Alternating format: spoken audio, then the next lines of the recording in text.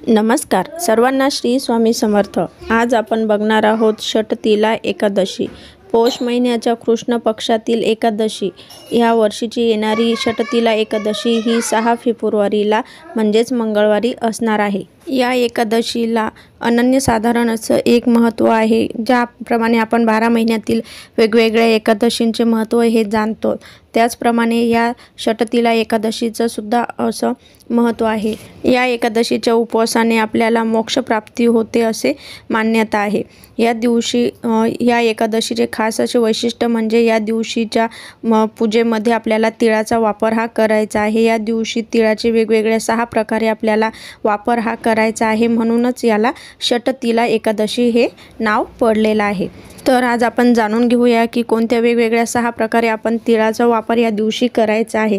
या दिवशी सकाळी स्नान करत असताना आपल्याला पाण्यामध्ये तीळ हे टाकून स्नान करायचं आहे। त्याचबरोबर तिळाचे ओटणे आपल्याला या दिवशी लावायचं आहे।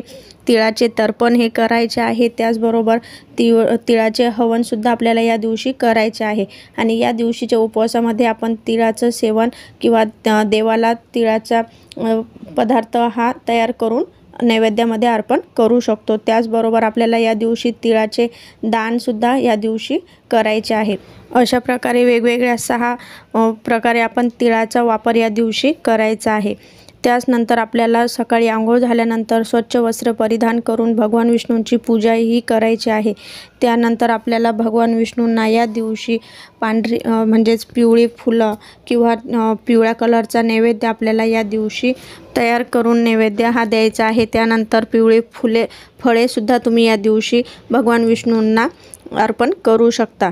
त्यानंतर आपल्याला या दिवशी भगवान विष्णूंचे वेगवेगळे जे तुम्हाला कोणते मंत्र येत असेल किंवा त्यांची तुम्हाला एकादशीची कथा वाचन करणे शक्य नसेल तर तुम्ही फक्त भगवान विष्णूंचे मंत्र म्हणून सुद्धा या दिवशी त्यांची पूजाही करू शकता। यामध्ये तुम्ही ओम नमो भगवते वासुदेवाय नमः किंवा ओम नमो भगवते हा मंत्रसुद्धा म्हणत भगवान विष्णूंची आराधना या दिवशी करू शकता। त्याचबरोबर आपल्याला या दिवशी षटतिला एकादशीचा उपवास हा करायचा आहे। पण जर तुम्हाला उपवास करणे शक्य नसेल तर तुम्ही या दिवशी आवश्यक षटतिला एकादशीची व्रतकथा ही वाचन करायचे आहे। या उपासनेने या व्रताने आपल्याला आपल्या पूर्ण मोक्षप्राप्ती ही होत असते। आणि त्याचबरोबर आपल्याला या दिवशी अन्नदान हे करायचे आहे। या दिवशी आपण अन्नदान केल्याने आपले जे पितृ आहे त्यांनासुद्धा मोक्ष हा मिळत असतो।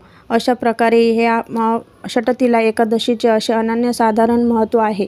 षटतिला एकादशीची जी कथा आहे त्या कथेमध्ये सुद्धा या दिवशी दान केल्याने काय होते याचे महत्त्व हे सांगितलेले आहे। त्यामध्ये एका ब्राह्मणीने भगवान विष्णूंना दान हे केलेले असते, तर त्यामुळे तिला मोक्षप्राप्ती ही झालेली असते।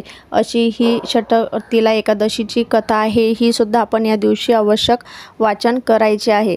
एकादशी ही भगवान विष्णूंची उपासनेसाठी एकदम शुभ असा हा दिवस आहे। या दिवशी आपण भगवान विष्णूंची जास्तीत जास्त सेवा आराधना ही करून त्यांचा आशीर्वाद हा प्राप्त करत असतो। आपल्याला माहितीच आहे की ज्या घरामध्ये भगवान विष्णूंचा वास आहे तिथे लक्ष्मी मातेचा सुद्धा वास हा असतो। त्यामुळे एकादशीचं व्रत हे अनन्यसाधारण असं व्रत आहे, हे आपण या दिवशी आवश्यक करायला आहे। त्याचबरोबर ही पौष महिन्यामध्ये येणारी एकादशी आहे, तर या दिवशी तिळाचे सुद्धा आपण जे महत्त्व आपल्याला हे सांगितलेले आहे, ह्या गोष्टी आपल्याला आवश्यक षटतिला एकादशीला करायच्या आहे। एकादशीच्या दिवशी ज्याप्रमाणे भगवान विष्णूंची आपल्याला आराधना ही करायची असते, त्याचबरोबर महत्त्वाची आहे ती तुळशीची सुद्धा पूजा।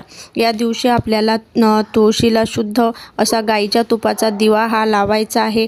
यानंतर आपल्याला तुळस ही आहे त्या दिवशी आपल्याला तुळसचे जे पानं किंवा तुळस ही या एकादशीच्या दिवशी तोडायची नाही आहे। जर आपल्याला पूजेसाठी भगवान विष्णूंच्या पूजेसाठी पानं ही लागणार असेल किंवा मंजुळा लागणार असेल तर त्या आपण आदल्या दिवशीच तोडून ठेवायच्या आहे।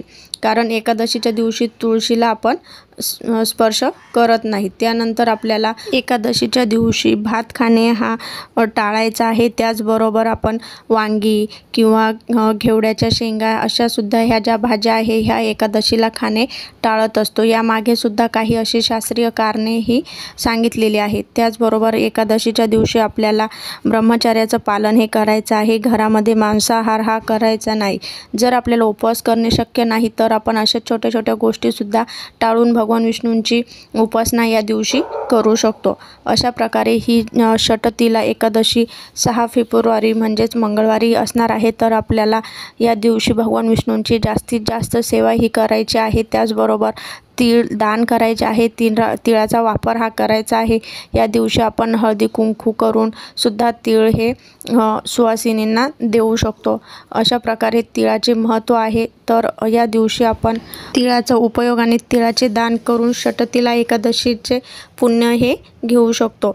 झालेली सेवा स्वामींच्या चरणी अर्पण। तुम्हाला जर आजचा व्हिडिओ आवडला असेल तर चॅनलला जास्तीत जास्त लाईक करा आणि शेअर करायला विसरू नका। त्याचबरोबर तुम्ही चॅनलवर नवीन असाल आणि सबस्क्राईब केले नसेल तर चॅनलला प्लीज सबस्क्राईब करा, बेल आयकन दाबायला विसरू नका। झालेली सेवा स्वामींच्या चरणी अर्पण। सर्वांना श्री स्वामी समर्थ। ओम नमो भगवते वासुदेवाय नमः।